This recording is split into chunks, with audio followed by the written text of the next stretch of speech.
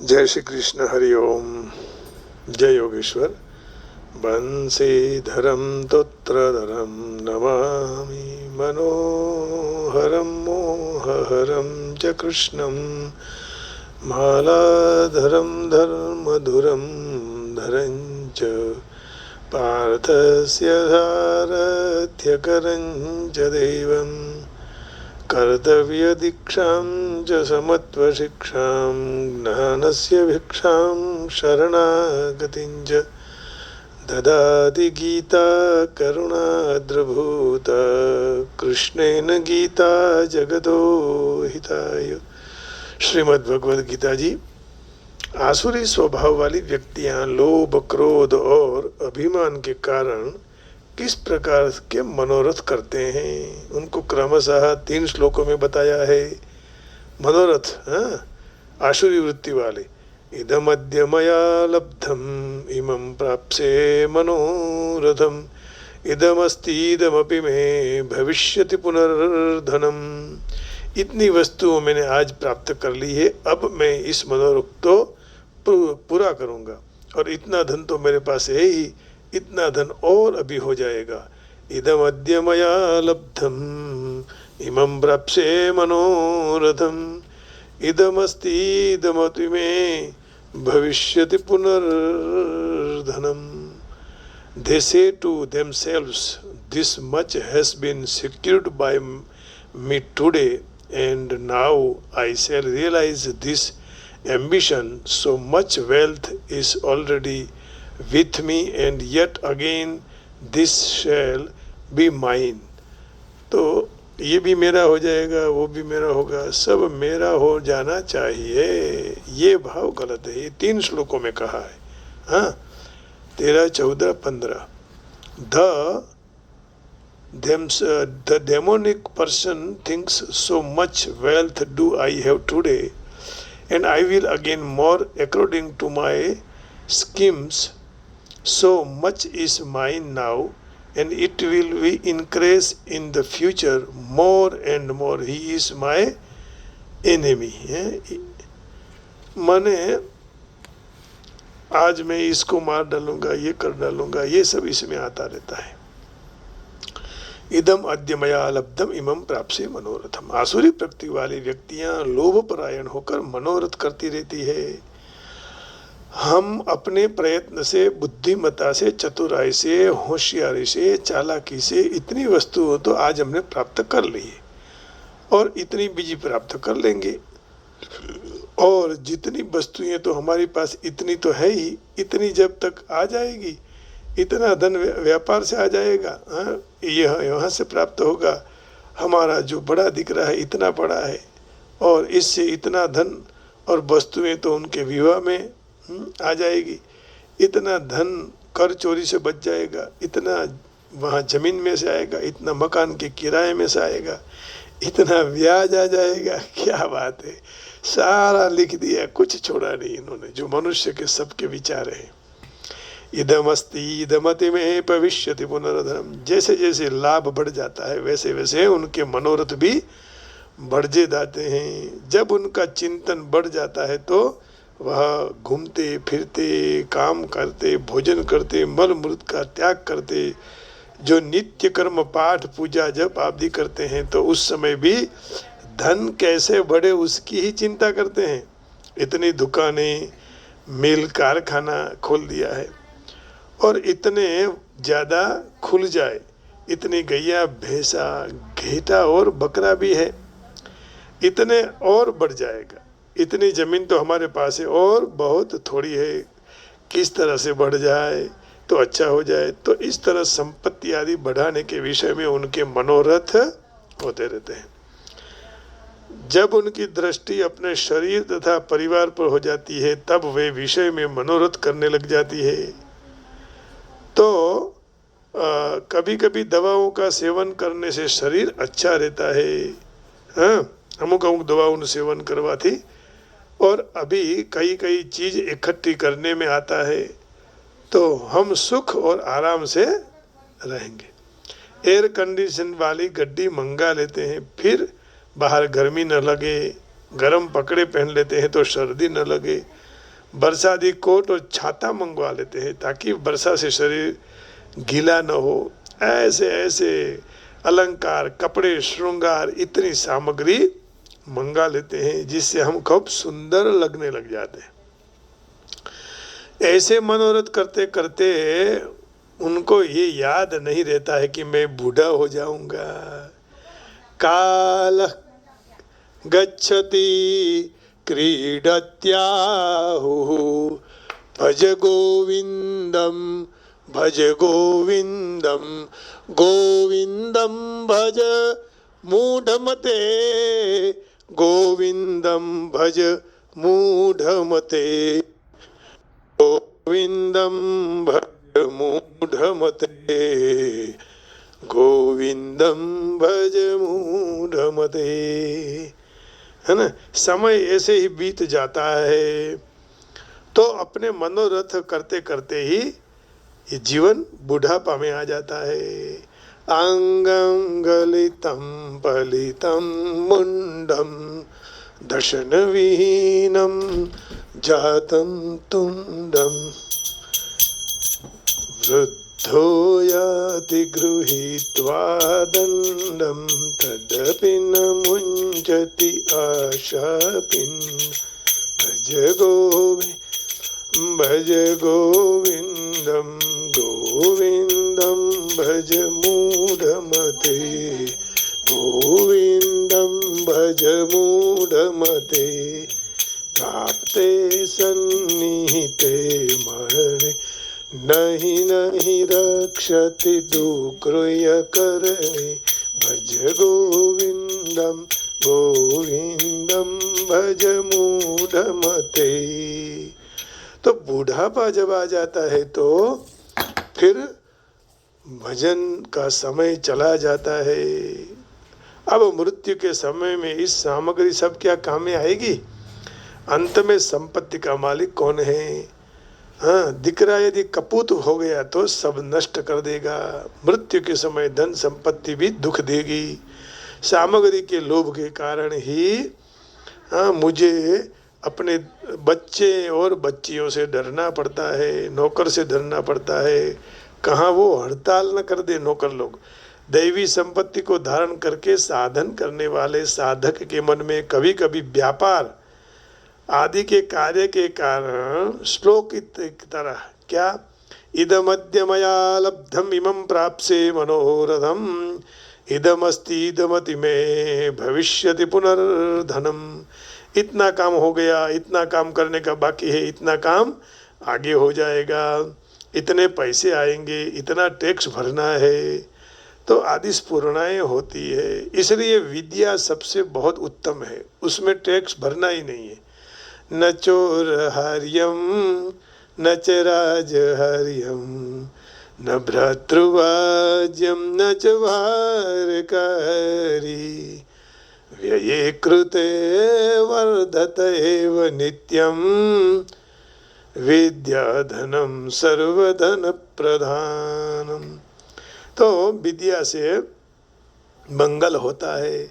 तो ये जो ऐसी स्फुरणाएं जड़ता का उद्देश्य रखने वाले आसुरी संपत्ति वालों के मन में होता है। और दोनों की वृत्तियों में क्या क्या फर्क पड़ा? तो उत्तर देते हैं, दोनों की वृत्ति एक जैसी दिखने के फिर भी दोनों में अंतर है। साधक का उद्देश्य परमात्मा प्राप्ति का होता है, इसलिए वह वृत्तियों में तल्लीन नहीं होता है। परंतु आसुरी वृत्ति वालों, आसुरी संपत्ति वालों का उद्देश्य धन इकट्ठा करना और भोग भोगना है, इसलिए वे इसी वृत्तियों में तल्लीन रहते हैं। तात्पर्य यही हुआ कि दोनों का उद्देश्य भिन्न भिन्न होने से दोनों में बहुत बड़ा फर्क है ना। तो आसुरी संपत्ति वाले इकट्ठे करने में, और वो क्या करते हैं, साधक परमात्मा प्राप्ति का होता है, तो उनकी वृत्तियां भगवत प्राप्ति में रहती है। आप देखो भगवान 11वें श्लोक में कामोपभोग परमाह कह दिया ना, कामोपभोग परमाह। कामोपभोग परमाह का यहाँ अर्थ 11वें में बताया, चिंताम परिमेयम च प्रलयांतम उपाश्रितः कामोपभोग परमा एतावदिति निश्चिता। वे मृत्यु पर्यंत रहने वाली अपार चिंताओं को आश्रय लेने वाले पदार्थों का संग्रह और उनका भोग करने में ही लगे रहते हैं। और जो सुख भी मूला इतना ही सुख है, ऐसा जो निश्चय करते हैं वो मत्सर वाले होते हैं। अब क्या कहेंगे? असौ मया हतः शत्रुर् हनिष्ये च परनपि ईश्वरो हम अहम भोगी सिद्धो हम बलवान सुखी। असौ मया हतः शत्रुर् हनिष्ये च परनपि ईश्वरो अहम ईश्वरः अहम अहम भोगी सिद्धो हम बलवान सुखी। यह अहम 3 बार कहा, और अहम माने आई, ईगो। पहले तो मैं शत्रु को मुझसे हन कर माने उसको मार कर, और फिर दूसरे शत्रुओं को भी मैं मार डालूंगा। और हम ईश्वर और सर्व समर्थ हैं, मैं ईश्वर हूँ, हम भोगने वाले हैं और हम बहुत बलवान और सुखी हैं। असौ मया हतः शत्रु, इसको मैंने मार डाला, अब दूसरे भी शत्रुओं को मार डालूंगा। मैं ईश्वर हूँ, मैं ही भोग करने वाला हूँ, मैं ही सिद्ध हूँ और मैं ही बलवान, मैं ही सुखी हूँ। तो आसुरी संपत्ति वाली व्यक्तियां क्रोध परायण होकर इस प्रकार के मनोरथ करती है। असौ मया हतः शत्रु, तो हमारे विरुद्ध चलता था, ये हमारे साथ बैर रखता था, इसलिए मैंने उसको मार डाला। अनिश्चय चाह परानपि, दूसरों को भी मैं मार डालूंगा, हमारे विरुद्ध जो चलेंगे उसको भी मैं मार डालूंगा। तो हमारे साथ जो बैर रखता है, हमारा जो अनिष्ट सोचता है, उनको हम स्वाद चखाएंगे, है ना, हम मार डालेंगे।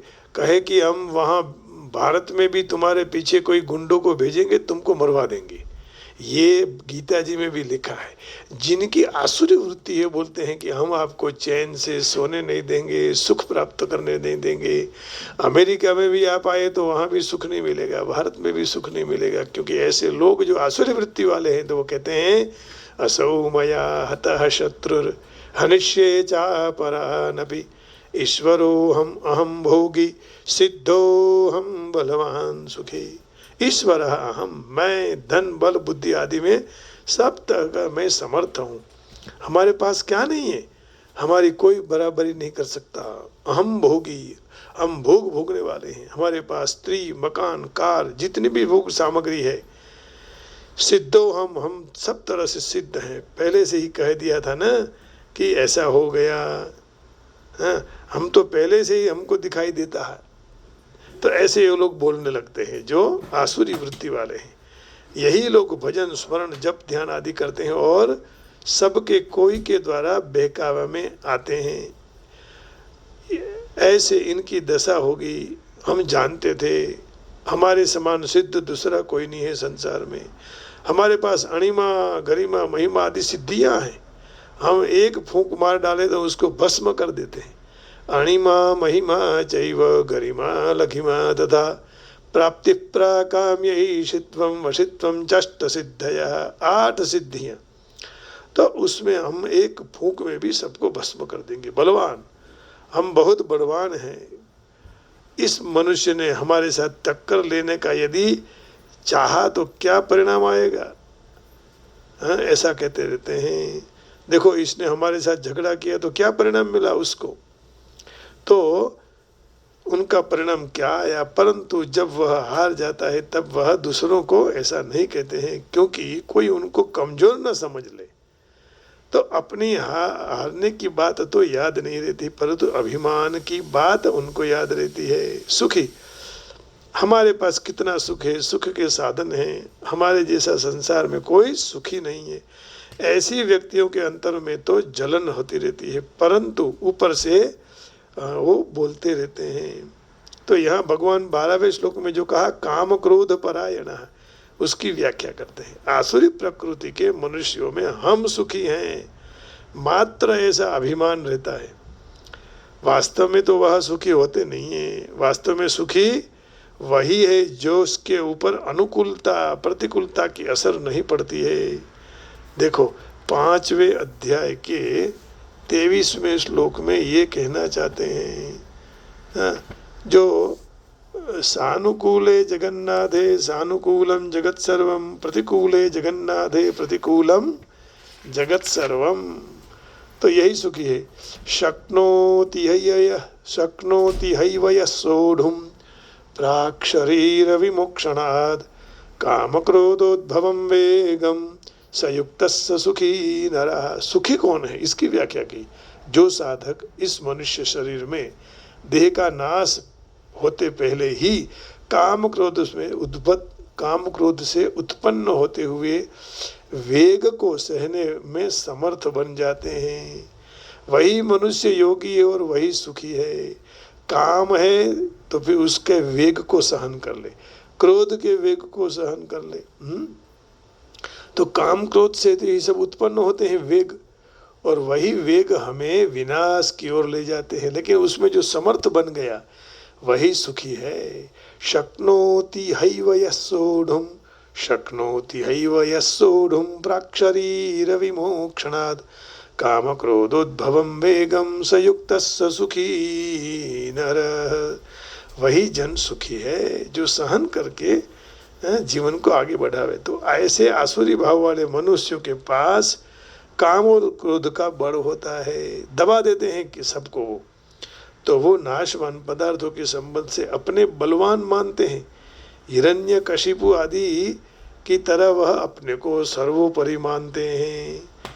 लेकिन प्रहलाद के पिता भी ऐसा मानते थे। तो वहाँ कहा कि बलम बलीनाम बलवताम, यहाँ भी भगवान कहते हैं बलम बलवताम च हम। तो इसके कारण दूसरे लोग उनको निकृष्ट दिखाई देते हैं। निकृष्ट माने हमसे वो हल्के हैं, हमसे हम बड़े हैं, ऐसा भाव उनका होता है। तो असौ मया हतः शत्रु हनिष्ये चापरानपि ईश्वरो हम अहम भोगी सिद्धो हम बलवान सुखी। That enemy has been slain by me and I shall kill those others too. I am the Lord of all, the enjoyer of pleasure. I am endowed with all powers and am mighty and happy. Mighty है, मैं भगवान हूँ, मैं ही सिद्ध हूँ, मैं ही सब कुछ हूँ, मुझसे ही सब कुछ चल रहा है, ये भाव सब आ जाता है। And I have killed him and my other enemies will also be killed. I am the Lord of everything. I am the enjoyer. I am perfect, powerful and happy. तो मैं ही सब कुछ हूँ। अब देखो अंतिम श्लोक में क्या कहते हैं। आद्यो भी जनवानस्मि कौन्योस्ति सदृशो मया यक्ष्ये दास्यामि मोदिष्य इत्यज्ञान विमोहितः। आद्यो भी जनवानस्मि कौन्योस्ति सदृशो मया यक्ष्ये दास्यामि मोदिष्य इत्यज्ञान विमोहितः। हम बहुत धनवान हैं, हम धनिक हैं, बड़ा कुटुंब और बड़े कुल वाले हम हैं, हमारे जैसा दूसरा कौन है। हमने बहुत यज्ञ किया, हम यज्ञ करेंगे, दान देंगे, मौज मस्ती करेंगे, और ऐसे अज्ञान के कारण वह मोहित रहने वाले हैं। आद्यो भी जनवानस्मि कौन्योस्ति सदृशो मया यक्ष्ये दास्यामि मोदिष्य इत्यज्ञान विमोहितः। I am wealthy and own a large family. Who else is equal to me? I will sacrifice to gods, will give alms, I will make merry, thus deluded by ignorance. तो ये अज्ञान से ये लोग ऐसा कहते रहते हैं कि हमारा ही सब कुछ है, हम ही सब कुछ हैं।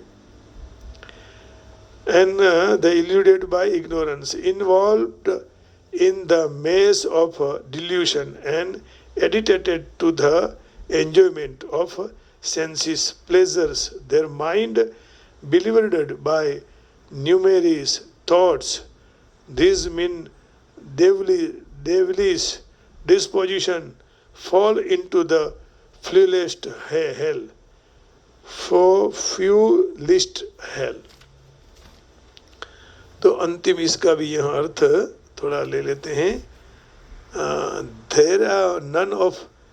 There is a none so powerful and happy as I am. I shall perform sacrifice, I shall give some charity, and thus I shall rejoice in the way such persons are deluded by ignorance.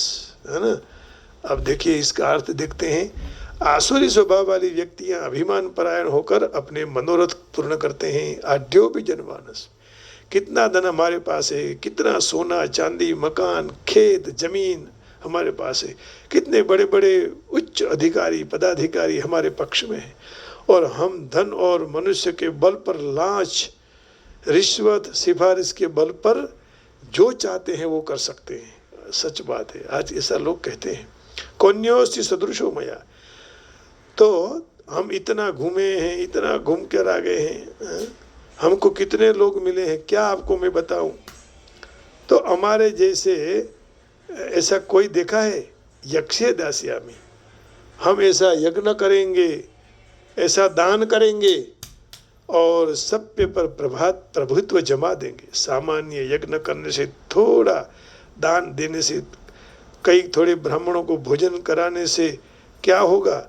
हम तो ऐसे यज्ञ करेंगे, ऐसा दान देंगे कि आज तक कोई ने किसी ने किया ही ना हो।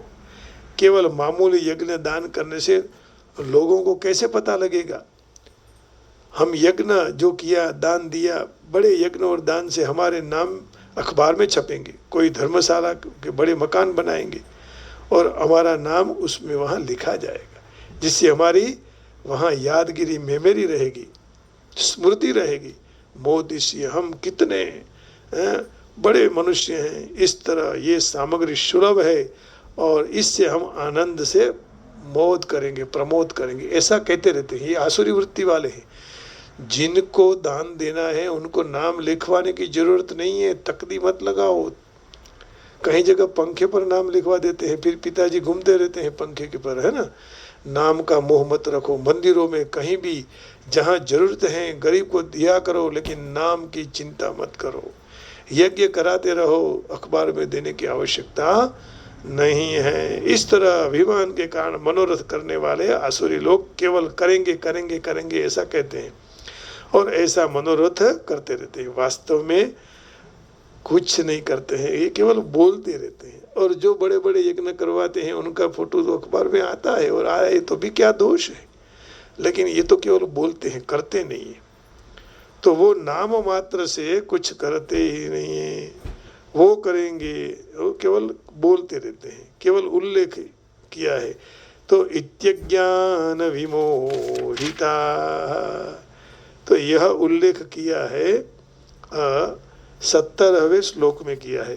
आत्मसंभाविता स्तब्धा धनमान मदन्विता यजन्ते नाम यज्ञैस्ते दम्भेना विधिपूर्वकम। अपने अपने ही अति श्रेष्ठ मानने वाले घमंडी मनुष्य, धन और मान के मत से चूर रहने वाले वे मनुष्य दम्भ से अविधि पूर्वक नाम मात्र के यज्ञ करते हैं और यज्ञ द्वारा पूजा करते रहते हैं। इस तरह 13वें 14वें और 15वें श्लोक में वर्णित मनोरथ करने वाले आसुरी लोग अज्ञान से मोहित रहते हैं, अर्थात मूढ़ता के कारण उनकी ऐसी मनोरथ वाली वृत्ति हो जाती है। असल में ऐसी वृत्ति नहीं करने की। जो यदि अच्छा भजन काम कीर्तन करना है तो किया करो नित्य समय। तो आसुरी मनुष्य सोचते हैं कि मेरे पास इतना धन है और मैं इकट्ठा करूंगा, अभी मेरे पास इतना है, भविष्य में इतना हो जाएगा, ये मेरा शत्रु, इसको मैं मार डालूंगा, है ना। ये सब सोचते रहते हैं। तो पाप करने में वो हिचकते नहीं। अनैतिक तृप्ति के लिए काला बाजार भी करते हैं।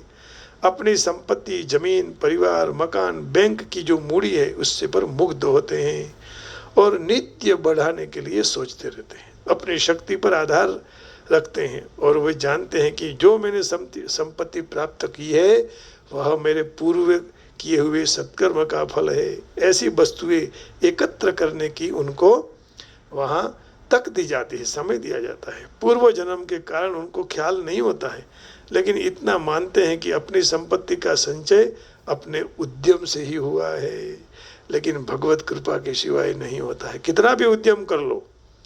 तो इसका आगे हम थोड़ा सत्संग करेंगे। आज यहाँ तक ही विराम देते हैं, क्योंकि हमें थोड़ा भगवान का संकीर्तन भी करना है। जैसे संगीत में आप भगवान की भक्ति को मिला दो तो कीर्तन होता है। कल ही हमने कहीं सभा में कहा था। तो बस उसी कीर्तन को करते रहो। और कीर्तन भी एक भक्ति का प्रकार है ना। भगवान का भजन ही एक कीर्तन है। तो कीर्तन करते रहना चाहिए। कीर्तन से ही अपना जीवन आनंद मंगल हो जाता है। तो आइए आज हम राधा रानी की प्रसन्न करने के लिए आपके सामने अपने भाव प्रकट करेंगे। यदि कहीं गलती हो तो जरा आप इसमें सुधार लेना, लेकिन करते रहो। नवमी भक्ति, नव भक्ति में से कोई भी एक भक्ति करते रहो, है ना। आइए। श्रवणम कीर्तनम विष्णु स्मरणम पाद सेवनम अर्चनम वंदनम दास्यम सख्यमात्मनिवेदनम।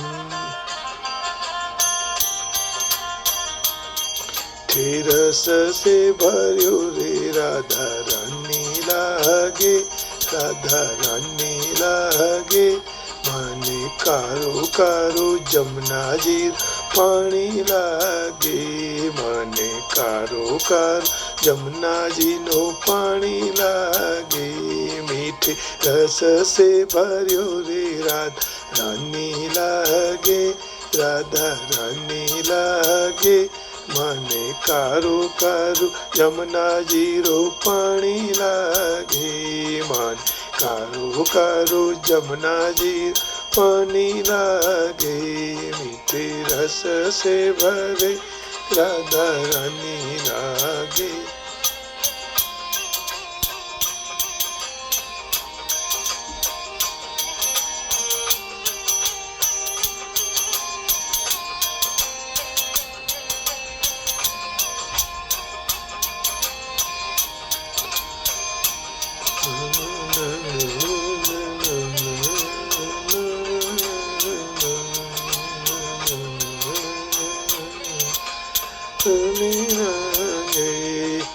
यमुना मैया कारी कारी, राधा गोरी गोरी। वृंदावन में धूम मचावे बरसाने की छोरी। यमुना मैया कारी कारी, राधा गोरी गोरी। वृंदावन में धूम मचावे बरसाने की छोरी। ब्रज धाम राधा जी की राजधानी लागे, राजधानी लागे। मने कारो कारो जमुना जी पानी लागे, मन कारो कारो जमुना जी पानी लागे। मीठे रस से भर्यो रे रानी लागे, राधा रानी लागे। माने कारो कारो जमुना जी पानी लागे, माने कारो कार जमुना जी नो पानी लागे।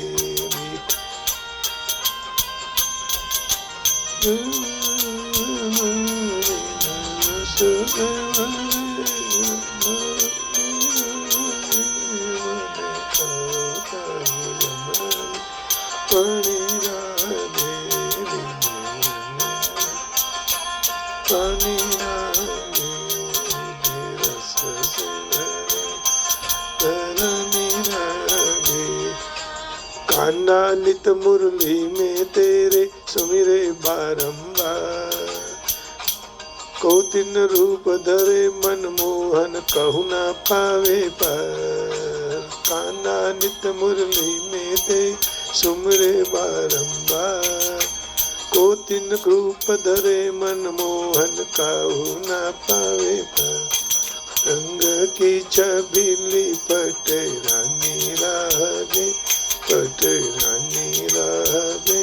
माने कारो કારો જમનાજી પાણી લાગે, મને કારો કા જમનાજી રો પાણી લાગે.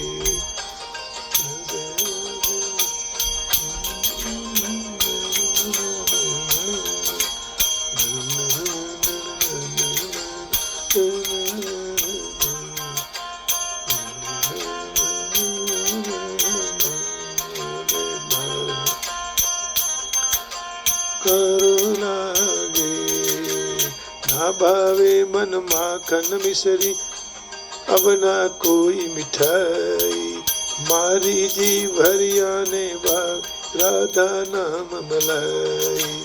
ના ભાવે મન માખન મિસરી, અબ ના કોઈ મીઠાઈ, મારી જીભરિયાને ભાવ રાધા નામ મલાઈ. વૃષભાનુ કી લલિત ગુડધાની લાગે, ગુડધાની લાગે, મને કારો કારો જમનાજી પાણી લાગે. મીઠે રસ સે ભરી રાધા રાની લાગે, રાધા રાની લાગે, મને કારો કારો જમનાજી પાણી લાગે. હરે કૃષ્ણ હરે રામ, હરે કૃષ્ણ હરે રામ, હરે કૃષ્ણ હરે રામ. મીઠે રસ સે ભરે રાધા રાની લાગે. राधा राधा नाम रटते जो नर आठो धाम, इनकी बाधा दूर करते राधा राधा नाम. राधा राधा नाम रटते जो नर आठो धाम, इनकी बाधा दूर करते राधा राधा नाम. राधा नाम में सफल जिंदगानी लागे, जिंदगानी लागे, મને કારો કારો જમનાજી પાણી લાગે, મને કારો કા જમનાજી રો પાણી લાગે. મીઠે રસ સે ભર્યો રે રાધા રાની લાગે, રાધા રાની લાગે, મને કારો કારો જમનાજી પાણી લાગે.